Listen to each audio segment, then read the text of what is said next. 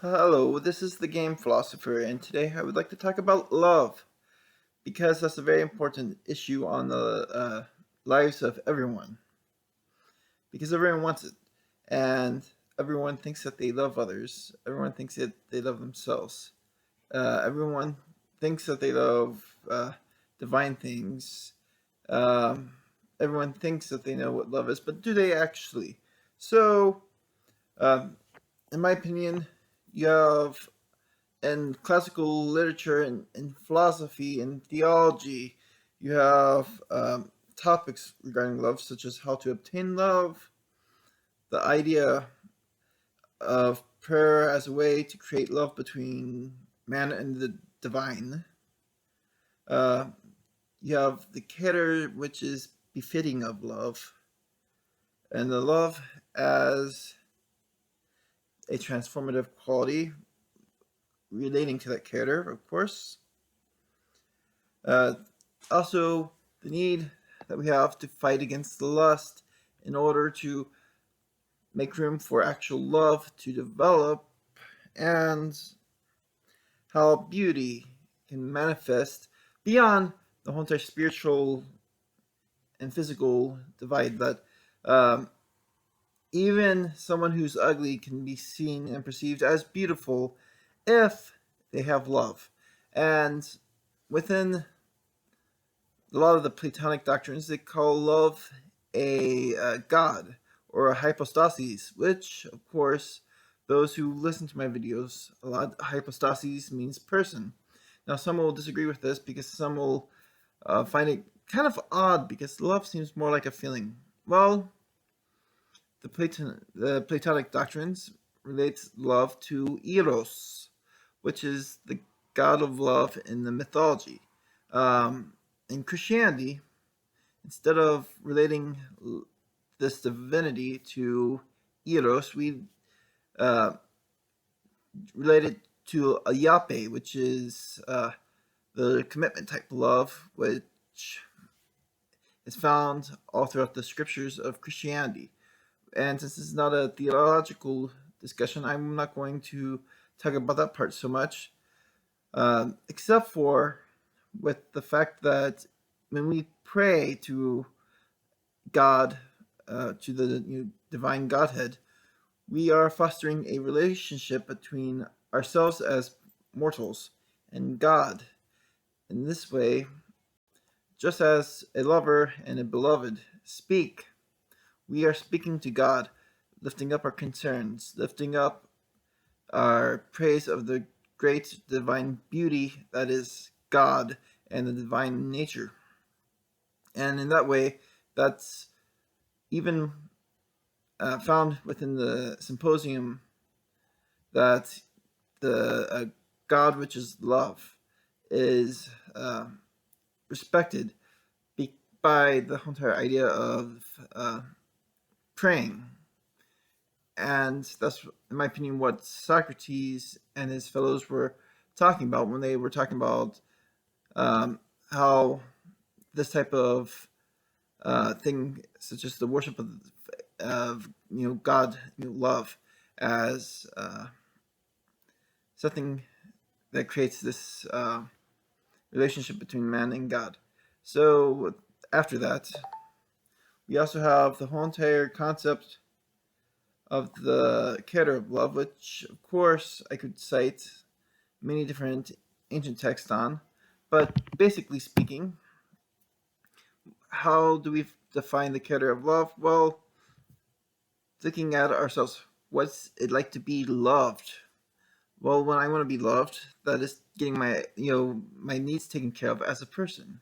Um, so, how do you take care of the needs of another as a person? Well, for one, gentleness, because you're not going to love by being brash and actually being more of a liability to someone.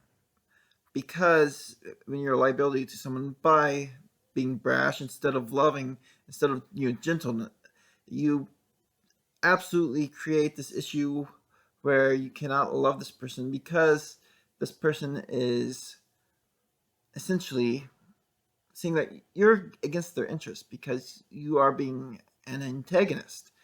Um, so there's that. But that does not mean that you should not stand up to a lover who is being self harmful in some way, even if they don't realize it. In fact, in the Phaedrus, this becomes a problem because Socrates talks about how the lover wants um, every good thing for the beloved. And as a result of that, the lover becomes unable to stand up to the beloved on things that are against the beloved's interest. And so that becomes somewhat of a flattery that comes on, and anyone can point out any sort of problem here within that. And that's because when the traction starts, it's initially something usually of the physical variety, especially within the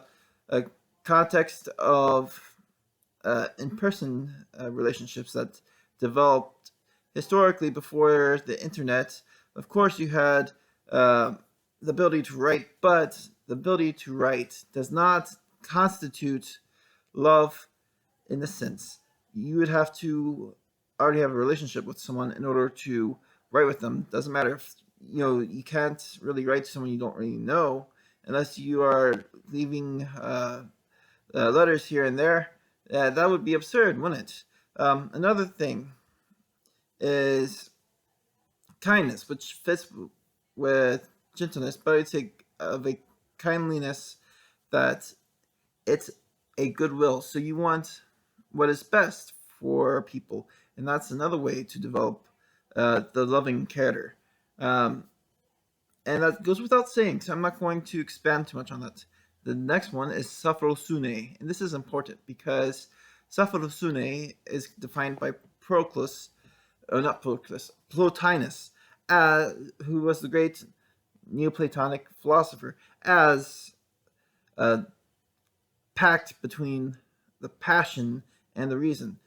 In other words, the chariot of the soul. You have the passions, you have the reasons, then you have the desires, and the reason must get the ability to control these as a wise charioteer, because when you are dealing with love, when you are trying to obtain love, the problem happens when you are seduced initially, that you like this person because they are attractive, because they're beautiful, because they're handsome.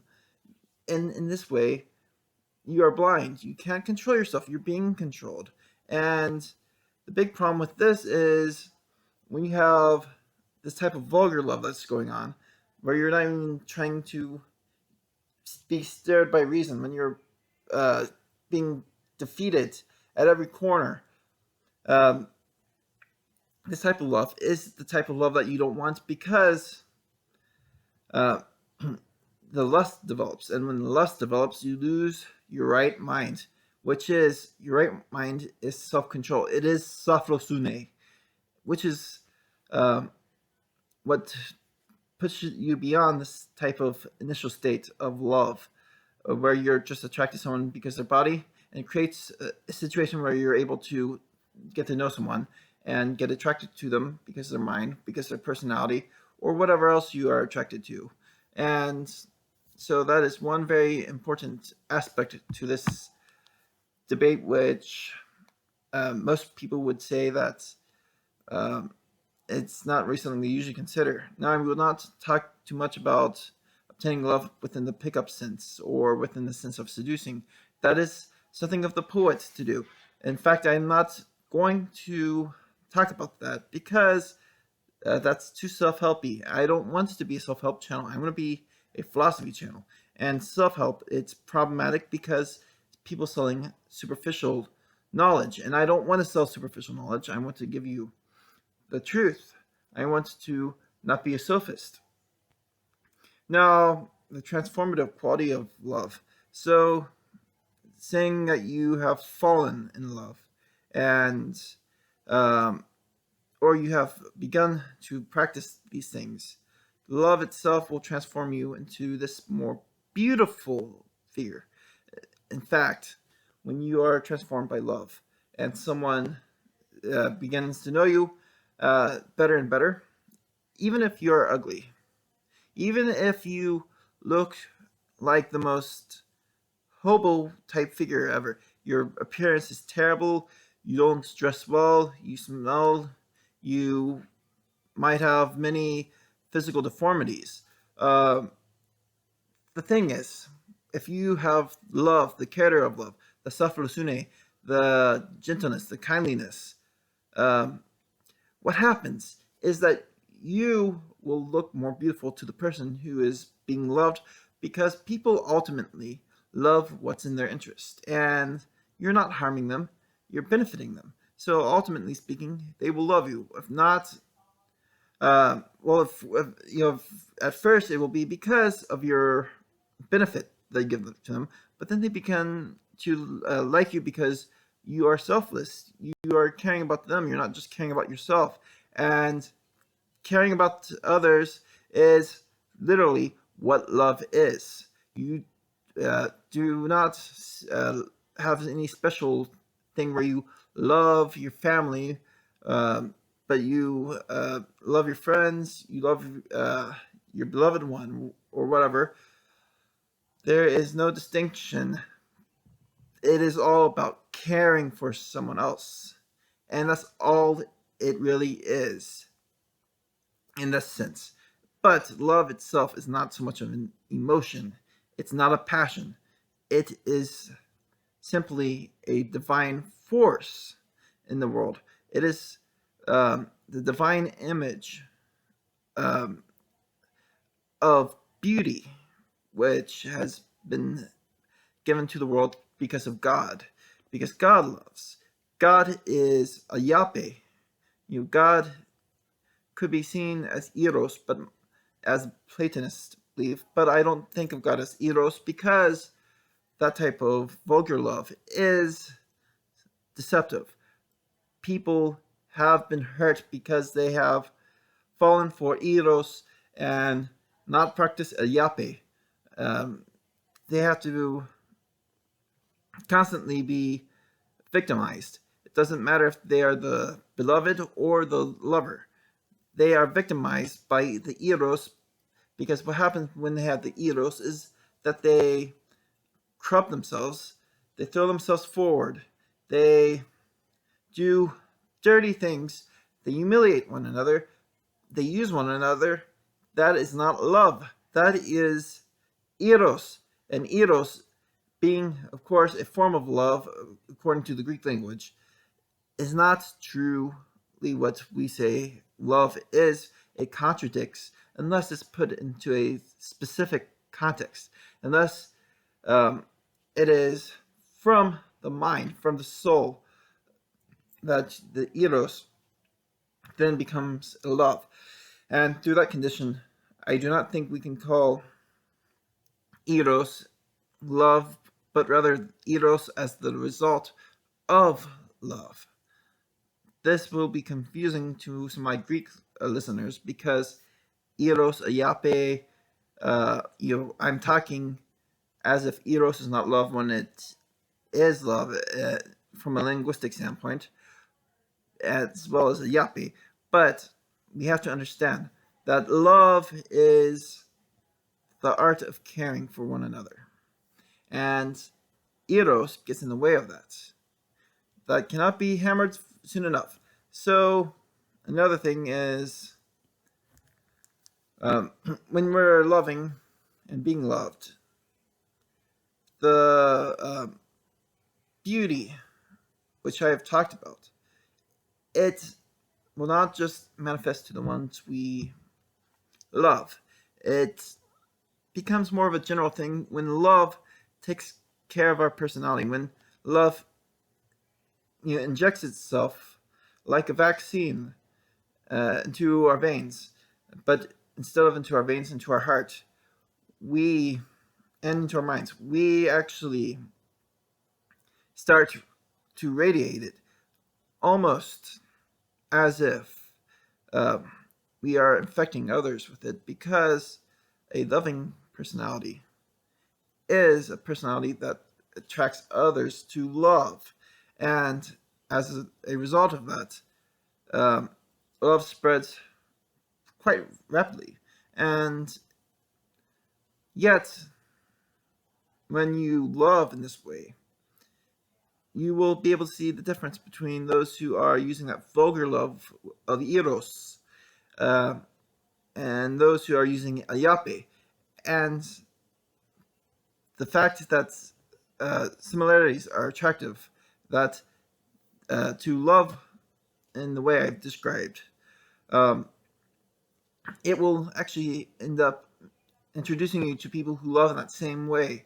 And in that way, you can actually begin to find love itself. And that is not really a thing of any mechanic, it is natural. You do not need any technique to say, I want that person, I'll get them.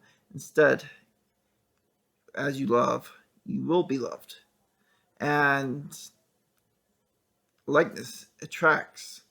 So you will find actual love and not exploitive love if you do these things. And I know this was not an entertaining video, but it was a necessary video, and it's quite long. But like, comment, subscribe. Thank you for watching this very important topic. If you want to see more, stay tuned. I have a lot more planned for the future. Thanks for watching, and may this help you learn how to love.